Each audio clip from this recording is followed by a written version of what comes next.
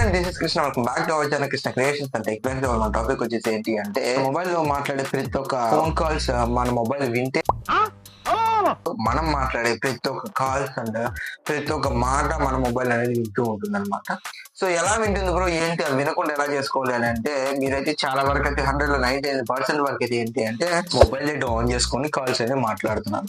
So mobile data on చేసుకొని calls మాట్లాడుకుంటా మీరు కాల్స్ మాట్లాడే టైం మొబైల్ డేటా ఆఫ్ చేసుకుంటే మన మొబైల్ అనేది మనం మాట్లాడే కాల్స్ అనేది వినదనమాట. అంటే మీరు ప్రాక్టికల్ గా చేయండి అనమాట.